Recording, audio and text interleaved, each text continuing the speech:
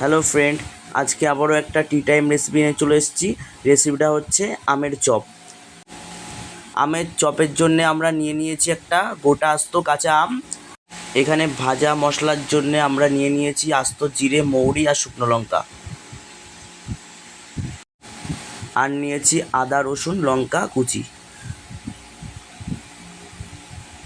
এরপরে আমরা আমাদের যে কাঁচা আমটা নিয়েছিলাম সেটা আমরা ভালো করে গ্রেট করে নেব। এবার একটা পাত্রে তুলে নেব। প্রথমে আমরা ভাজা মশলার জন্যে আমাদের শুকনো লঙ্কা, মৌরি, জিরে দিয়ে দেবো। দিয়ে ভালো করে নাড়াচাড়া করে নেব এবং লাল লাল করে ভেজে নেব। দেখুন আমরা কত সুন্দর লাল লাল করে ভেজে নিয়েছি। এরপরে আমরা সামান্য পরিমাণ তেল দিয়ে নেব। তারপরে দেব সামান্য পরিমাণ আস্ত জিরে। জিরেটা দিয়ে আমরা হালকা নাড়াচাড়া করে নেব। এরপরে দেব কাঁচা লঙ্কা, রসুন, আদা কুচি দিয়ে আমরা এটা ভালো করে নাড়াচাড়া করে নেব। লাল লাল ভাজা হয়ে গেলে আমাদের যে গ্রেট করে রাখা যে কাঁচা আমটা ছিল সেটা আমরা দিয়ে দেবো এবং সেটা ভালো করে নাড়াচাড়া করব। কিছুক্ষণ নাড়িয়ে সেদ্ধ করে রাখা আলুটা আমরা দিয়ে দেবো।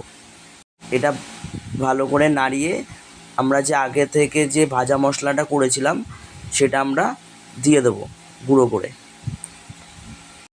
এই মশলাটি আমের চপের টেস্ট বাড়িয়ে তুলবে, চপটা খেতেও সুন্দর হবে। এরপরে দেবো স্বাদ মতন লবণ, লঙ্কার গুঁড়ো, দেবো হলুদের গুঁড়ো, তারপরে সামান্য পরিমাণ দেবো চিনি। তারপরে আমরা এটা ভালো করে নাড়িয়ে নিয়ে আমরা বিস্কুটের গুঁড়োটা দিয়ে দেবো। এরপরে আমরা এটা নাড়াচাড়া করব ভালো করে। দেখুন আমাদের যে পুরটা তৈরি করেছিলাম ওটা প্রায় হয়ে এসেছে। দেখুন এটা কতটাই না সুন্দর হয়েছে। এটা এবার আমরা তুলে নেব একটা প্লেটের মধ্যে। এরপর আমের চপের ব্যাটার তৈরি করার জন্য আমরা নিয়ে নেব এখানে 2 চামচ কর্নফ্লাওয়ার, 3 চামচ নিতে হবে আমাদের ময়দা। এরপরে আমাদের দিতে হবে স্বাদ মতন লবণ। দিয়ে এটা ভালো করে মিক্সিং করে নিতে হবে। আর আমাদের 2 চামচ তুলে রাখতে হবে আলাদা। তুলে রাখার পরে ব্যাটারটি তৈরি করার জন্যে আমরা দিয়ে দেবো সামান্য পরিমাণ জল। তারপরে জলটা দেওয়ার পরে সেটা আমরা ভালো করে নাড়াচাড়া করে নেব আর খুব পাতলা করে নিতে হবে। ব্যাটারটি আমাদের তৈরি হয়ে গেছে। এরপরে আমরা যে চপটি তৈরি করব তার জন্য লাগিয়ে নেব হাতে তেল। তারপরে আমরা যে একটা শেপ দেব, আমরা চপের শেপ দিয়ে নিয়েছি, আপনারা চাইলে যে কোনো শেপ দিতে পারেন। এরপরে এটাকে আমরা কর্নফ্লাওয়ার আর ময়দার মধ্যে মিশিয়ে নেব। তারপরে আমরা এটা ব্যাটারে চোবাবো। ব্যাটারটার মধ্যে ভালো করে চুবিয়ে নিতে হবে।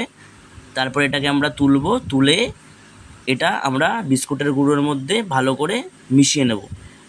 তারপরে আমরা আবার ব্যাটারে চোবাবো।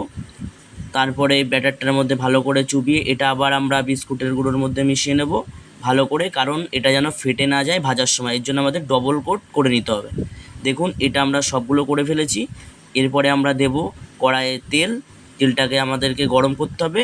গরম করে আমরা এটা এক এক করে ছেড়ে দিচ্ছি। এটাকে সামান্য হিটে দিয়ে ভাজতে হবে, বেশি হিট দিয়ে ভাজলে চলবে না। দেখুন এটা কতটা সুন্দর লাল লাল হয়ে গেছে। এটা আমাদের ভাজা কমপ্লিট হয়ে গেছে। এরপরে আমরা আস্তে আস্তে এটা তুলে নেব। এক এক করে সবগুলোই তুলে নিলাম। আমাদের আমের চপ তৈরি হয়ে গেছে। দেখুন কতটা সুন্দর হয়েছে আমের চপগুলো। আপনারা কমেন্ট করে অবশ্যই জানাবেন কেমন হয়েছে। আর এটা আপনারা বাড়িতে বানিয়ে ট্রাই করতে পারেন, খুবই টেস্ট একটা রেসিপি। আর আশা করি যদি ভিডিওটা ভালো লেগে থাকে তাহলে অবশ্যই একটা লাইক করে দেবেন, কমেন্ট করে দেবেন আর শেয়ার করে দেবেন। ধন্যবাদ।